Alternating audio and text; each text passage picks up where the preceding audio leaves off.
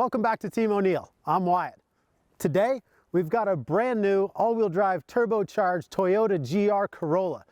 To ask one of the most unnecessary questions we have ever, will it rally?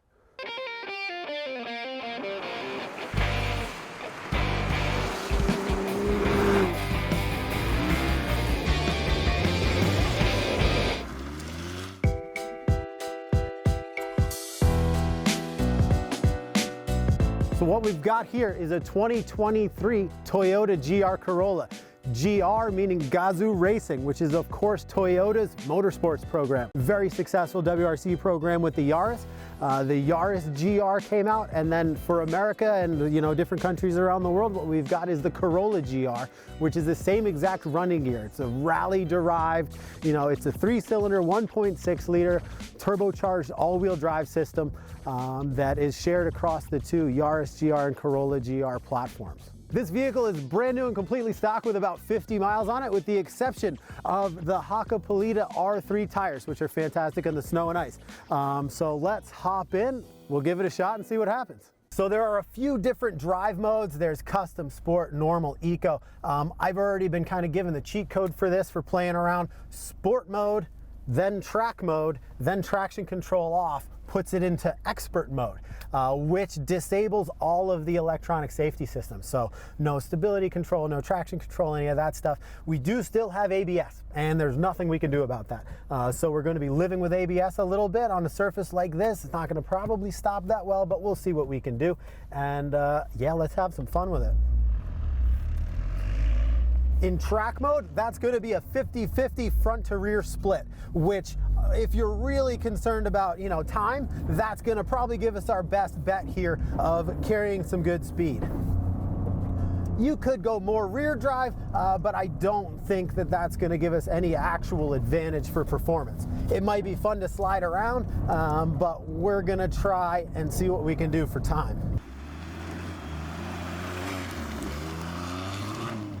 So, no surprise at all, this thing does absolutely fantastic. The platform is really nice, it feels really stiff. The suspension is fine on this surface. Sure, you could go a little taller and softer, but everything's there, it's doing what you want it to do. The brakes are the only big letdown. On and off the throttle, linking corners, this thing's amazing. But as soon as you get on the brakes, it doesn't really stop that well, and it doesn't really turn in under braking, which is kind of your most valuable tool on the snow. You really want a car that you can trust to brake late and turn in coming into a corner. I mean, that's kind of rally driving 101. Get to a corner, start using a little brake, transfer that weight onto the front. It helps the car turn in. You get more bite out of the front tires. You need to be turning and braking at the same time. And with this ABS, you've got to be extremely gentle. A few laps in, I'm starting to get the hang of it. The brake pedal is very, very stiff. Is the first thing you'll notice when you drive one of these cars. The brake pedal, it doesn't require a lot of force at all to get a lot of effect out of it. So really, if you push the pedal this much, you're fine. If you go beyond that, you get ABS chatter. And once you get ABS chatter, it's not really going to be doing that much for you on snow and ice like this. So, you really are only using the first, the weight of your foot on the brake pedal. Maybe press it a little bit more, but other than that, it's just extremely gentle brake. And you can brake in the turn. That was effective. Yep, big lift, little bit of brake. I did too much there. Lift, little bit of brake. Not bad. Big lift and just a touch of the brake. Yeah, it works. It works okay. So in track mode, I find it hard to believe that that's actually a 50-50 split. I think there's a lot more going on electronically than they're telling us. It holds a drift really easily. It does a lot of micro adjustments for you as you're steering and applying throttle and kind of trying to drift around a little. It's too easy. And a mechanical, four-wheel drive system is not going to do that. So I'm willing to bet for sure that it's taking steering angle sensor inputs and throttle and brake position sensor inputs, and it's making adjustments to that 50-50 split front to rear. That might be a baseline, but if I come into a corner and nail the throttle, I'm getting a lot more rear drive than I am in the front.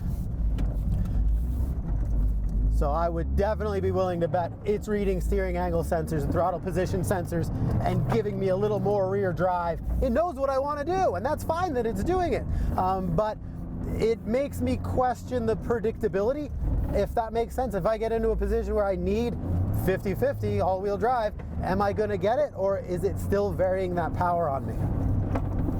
Because, yeah, this just drifts so easily. It will rally.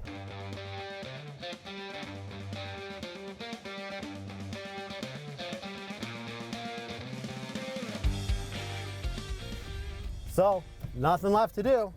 Give it a try, see what happens. It's extremely slippery out there. 3, 2, 1, go. First gear, just spins the tire. Second gear, coming down the hill. A little bit of grip there. Real light brake. Some grip there, we'll use that. Coming through this. Get a slide going and hold it. A little bit of brake, little handbrake, go. Yeah. Go now. Third gear, go. Second gear, gentle braking, get turned in. Keep this tight here. We're going to handbrake twice.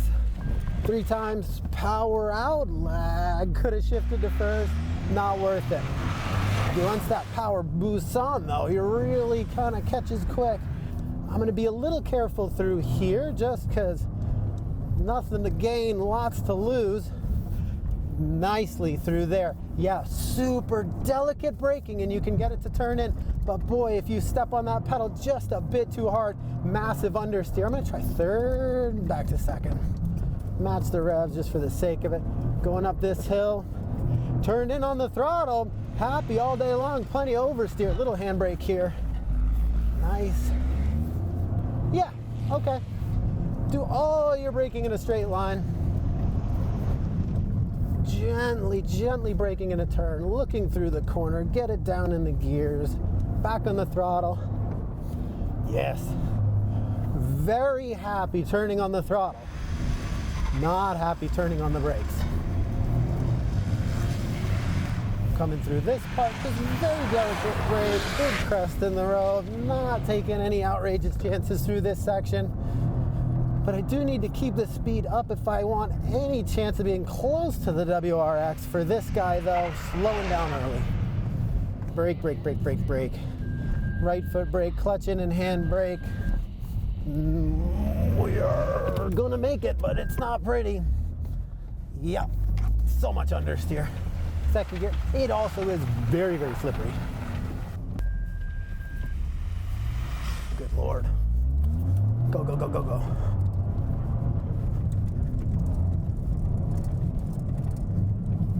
Coming down the hill.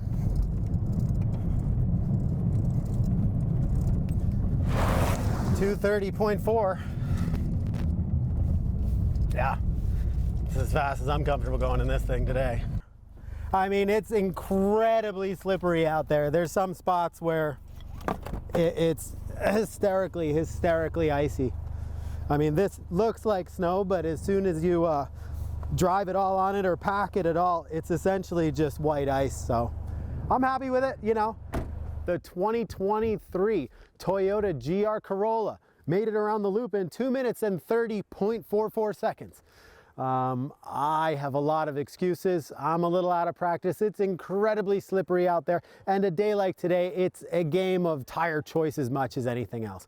But that's what we did, 2 minutes, 30.44. If we wanted to get the GR Corolla around here a little bit quicker, we could play with some tire pressures for sure. We could play with some sway bar stuff.